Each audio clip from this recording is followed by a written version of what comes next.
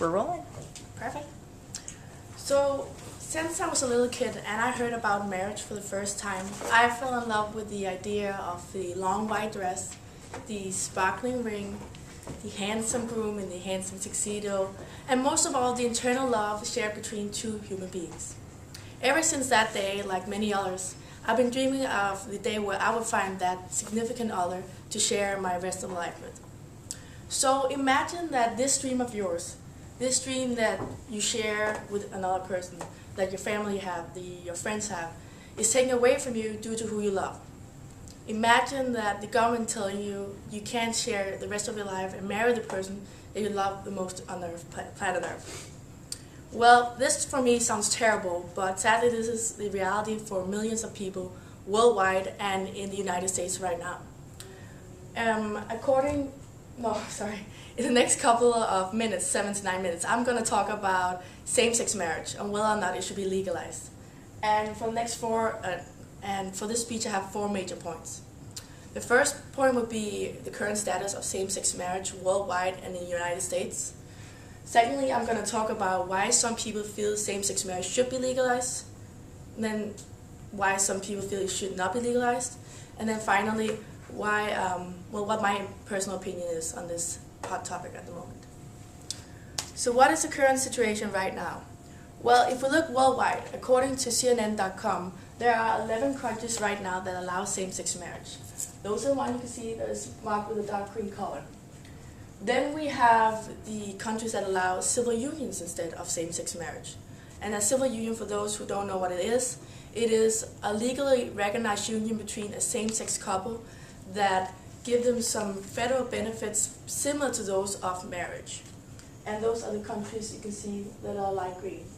Though it's very important to highlight here that it's similar benefits. And in America, it's been estimated that according to CNN.com, there's a 1,100 federal benefits that people that are married get that people in civil union don't get. So there's a big difference. Then we have the countries that are marked with a pink or purple color. Those are the countries where homosexuality is punished. And in the purple countries such as Saudi Arabia, it's punished with death penalty. If we look closer to the United States, according to the website pewstate.org, there is right now 41 states that ban same-sex marriage, 7 that allows it, and 3 that currently are discussing it.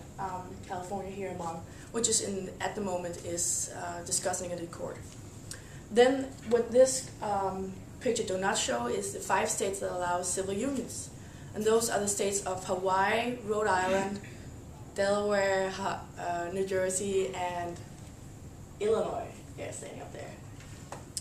So, why do some people feel that same-sex marriage should not be legalized? Well, for many people it comes down to tradition and most of all religion. And one passage of the Bible that's often highlighted when discussing same-sex marriage is the one up here from Leviticus 18:22.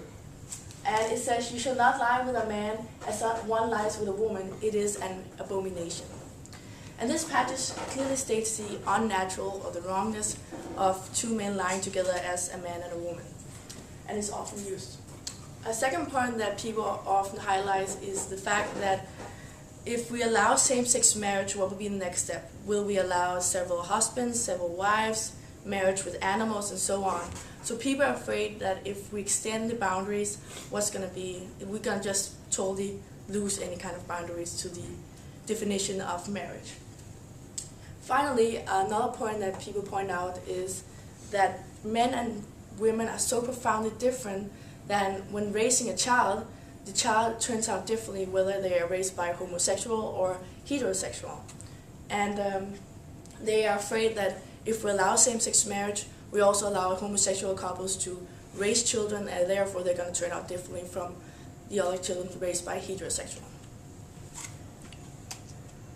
So why do some people feel that same-sex marriage should be legalized? Well, for them, they look at the Bible and they say, you know what?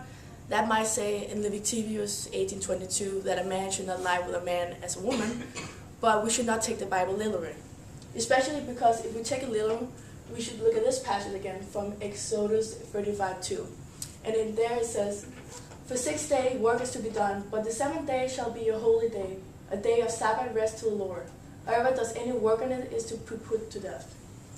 This means that my dear friend who was working the days next Sunday is to be put to death because she was working on a Sunday.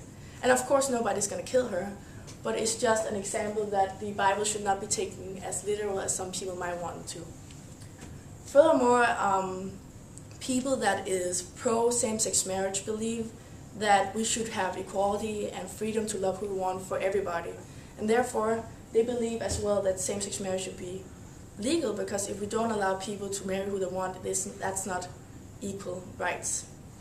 And as Obama also said in his inauguration speech, January 2013, when he was entering office for the 2nd time, he said, "Our journey is not completed until our gay brothers and sisters are free to like anyone else under the law.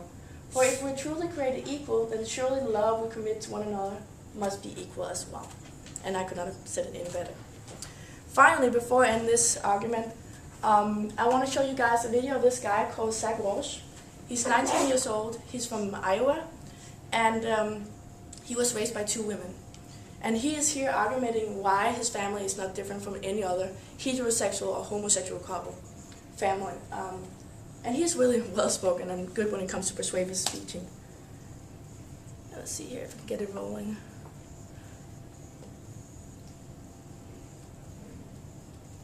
If it would work. No, of course not.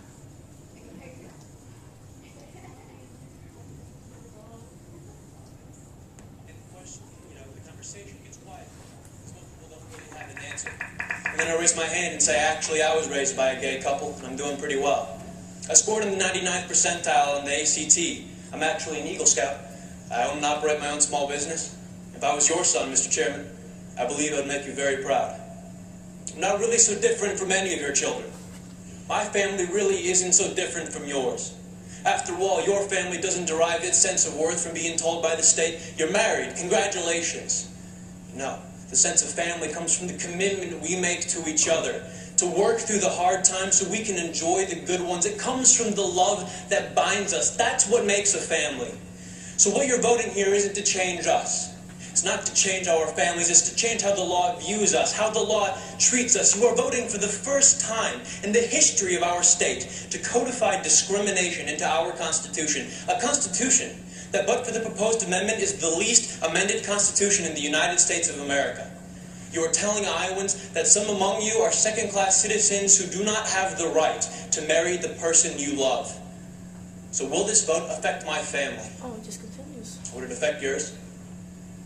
No, the next 2 hours. Perfect. So I'm not going to show you anymore, but he's a remarkable speaker, and if you want to see a good speech, Google him. It's perfect.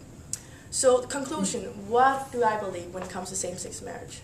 Well, I believe, due to my beliefs in human rights for everybody and freedom to love who you want, I also believe that same-sex marriage should be legal.